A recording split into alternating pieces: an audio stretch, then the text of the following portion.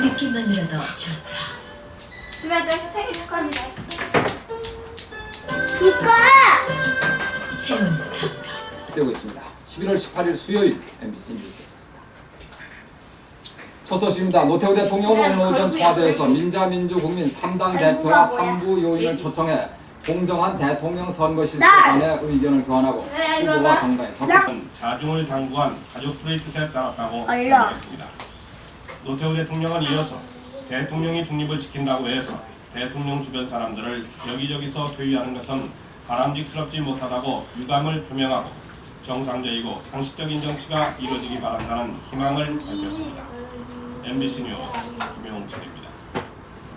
대통령 선거일 공고 이제 이틀을 앞두고 민자민주국민 3당의 대통령 후보들은 오늘 각종 직능단체 행사라든지 이북 오도민 대회 등에 참석해서 각기 투표 활동을 계속했습니다. 김세용 기자가 김영삼 민주당 총재는 오늘 중소주택사업자협회가 주관한 지나치게 지나. 지나치게 지금. 저렴한 가격의 택지 공급 방안도 강구해 나가도록 하겠습니다. 그리하여 현재 200만에 달하는 세상 혹은 지역세방 이러한 것을 완전히 없애도록 엄마 나 이거 지났다 써야 돼. 김영삼 총재는 이어 한국불교종단협의회 임원들과 간담회를 갖고 법규 정비 등 불교계에 대한 지원을 약속하면서 불교 방송의 지방망 설립을 적극 추진하고 종교정책의 전문성 확보와 의견 수렴을 위해 당내에 종교정책 자문위원회를 운영하겠다고 밝혔습니다.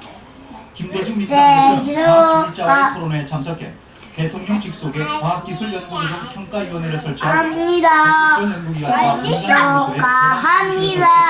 사랑하는 진아의 생일 축하합니다.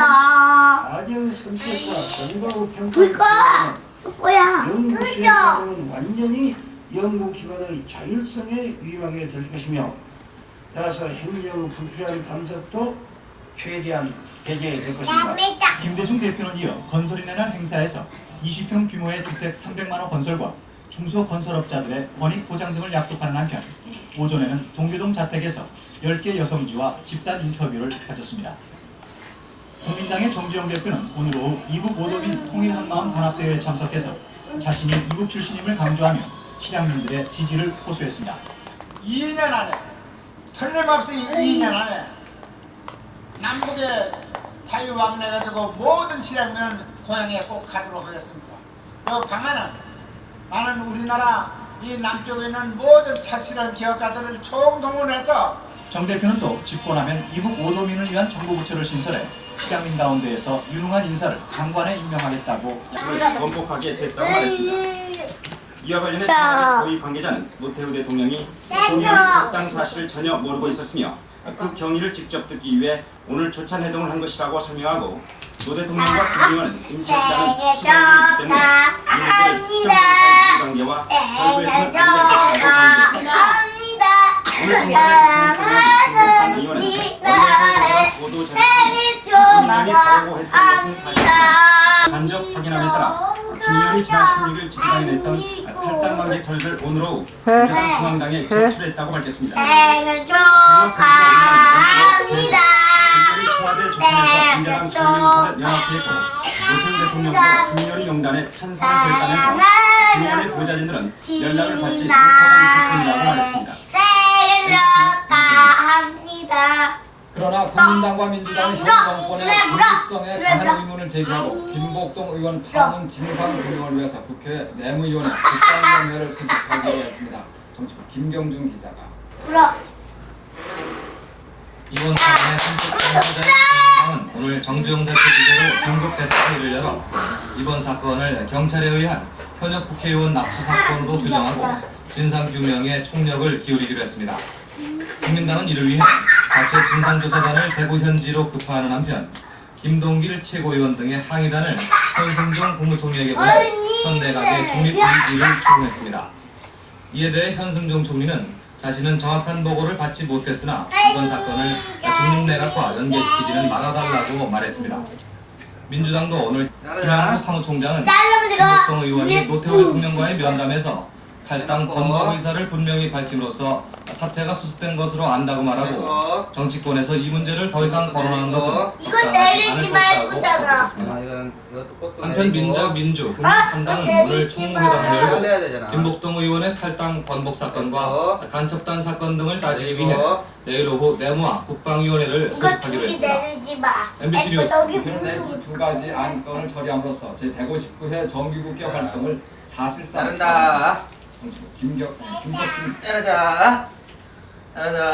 국회는 오늘 예산결산특별위원회를 열어 내년도 예산안을 당초 정부가 제출한 총액규모 38조 500억 원에서 순삭감 없이 확정해 찬반 토론을 거쳐 표결로 처리했습니다. 재석 45인 중 찬성 28인, 반대 17인으로 예결위원회는 일반 회계 예산안 가운데 관련단체 지원금과 예비비 등에서 2,600억 원을 삭감한 대신 같은 액수를 증액시켜 추곡수매 추가 지원을 상당해 예산안은 전년 대비 아빠한테 쏘면 어떡해? 아빠 얼굴에 나 보고 안 보이는데. 예결위원회에서 민주당 의원들은 아빠 같이 어떻게 하려고? 예산안 처리에 앞서 김복동 민주당 탈당 번복 과정에 경찰이 동원된 경위 등을 내무장관이 정회하는 등 회의 어려움을 겪었습니다. 정의위원회도 오늘 전체회의에서 예산안의 최종 규모에 맞춰 수익 규모를 확정한 내용으로 소득세법, 조세감면규제법 개정안을 의결하고 서화, 골동품에 대한 양도소득세 부과를 3년간 유예시키는 청원을 처리했습니다. 소득세법 개정안은 근로소득세 공제액을 250만 원에서 600만 원으로 각각 상향 조정하고 기초공제는 현행 48만 원에서 60만 원으로 올리도록 했습니다. 농림수산위원회는 오늘 수매가 6% 인상 960만 섬수매를 골자로 하는 추곡수매 동의안을 만장일치로 의결하고 무분별한 농산물 수입 개방에 정부가 종합대책을 마련하도록 촉구하는 건의문도 채택했습니다. 이에 앞서 민자민주 국민 3당은 오늘 국회에서 박준규 의장 주재로 총무회담을 열어 김복동 의원의 민주당 탈당 번복 소동과 간첩단 사건의 경위를 따지기 위해 내일 오후 내무국방위원회를 소집하기로 했습니다.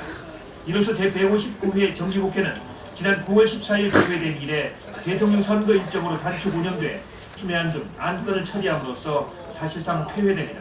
MBC 뉴스 김석진입니다. 이건 되게 많다. 보리스 옐친 러시아 대통령이 노태우 대통령의 초청으로 2박 3일 동안 우리나라를 공식 방문하기 위해서 오늘 오후 우리나라에 옐친 대통령은 오늘 오후 특별 기표로 서울공항에 도착해 현승종 국무총리로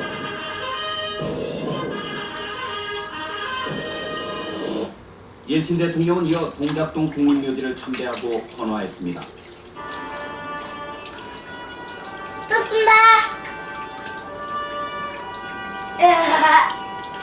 옐친 대통령은 내일 오전 청와대에서 열리는 공식 환영식에 참석하고 이어 노태우 대통령과 정상회담을 갖습니다. 노 대통령과 옐친 대통령은 내일 정상회담에서 동북아시아 정세와 북한의 핵 문제를 포함한 한반도 평화 구축 문제, 두 나라 사이의 경제 협력과 안보 협력 등 3개 증진 방안, 그리고 과거사 문제와 칼기 피격 사건 진상 공개 문제 등을 중점적으로 논의할 것으로 알려졌습니다. 노 대통령과 옐친 대통령은 정상회담이 끝난 뒤 한국 러시아 기본관계 조약에 서명합니다. 정상회담과는 별개를 방문해 한러시아 관계실장을 옐친 대통령은 국회 연설에서 칼기 격추 사건에 대해 사과하고 한국전에 대해 유감을 표시하게 될 것으로 알려졌습니다. 옐친 대통령은 모레 아침에는 김영삼 민지 여부를 집중 추궁했습니다. 검찰은 오늘 조사에서 현대자동차와 현대전자의 대규모 선심 관광에 구회사 사장의 결제 아래 이루어진 사실을 밝혀내고 이번 주 안으로 전성훈 사장과 김주용 사장을 불러 조사한 뒤 사법 처리 여부를 마무리 짓기로 했습니다. 검찰은 이에 앞서 민주산업회의 김용성 국장 등 실무 관계자 3명을 불러 대통령 선거에 대비해 회원을 교육하고 기념품을 나눠줬는지 여부를 조사했으나 이들의 혐의 사실을 부인함에 따라 고발인은 국민당의 김기범 씨를 다시 불러 진술을 듣기로 했습니다. 네, 조사하고 있다고 밝혔습니다. 국가안전기획부는 김 씨가 지난 88년 13대 총선 당시 한겨레당 후보로 서울 동작 갑구에 출마하면서 지역구에 살고 있던 이선실로부터 390여만 원을 받았으며 그 후 이선실이 간첩인 줄 알고도 당시에 신고하지 않은 혐의를 받고 있다고 밝혔습니다. 남한 조선노동당 사건으로 구속된 황인욱 씨에게 국방 예산 개요를 넘겨준 혐의로 구속 기소된 민주당 김대중 대표의 개인 비서 이준희 피고인에 대한 첫 공판이 오늘 서울 형사지방법원에서 열렸습니다. 이 피고인은 국방 예산 개요가 당시 일부 언론에 공개돼 군사 비밀로 생각하지 않았고 황인욱 씨가 북한과 연계해서 활동한 사실도 전혀 몰랐다고 말했습니다. 나랑 뭐 둘이. 다음 뉴스입니다. 상업은행은 오늘 자살한 전 명동지점장 이희도 씨가 빼돌린 보증어음과 예금증서 그리고 현금 등은 모두 856억 원에 이른다고 공식 발표했습니다. 돈의 행방은 아직 노연합니다. 조기합니다.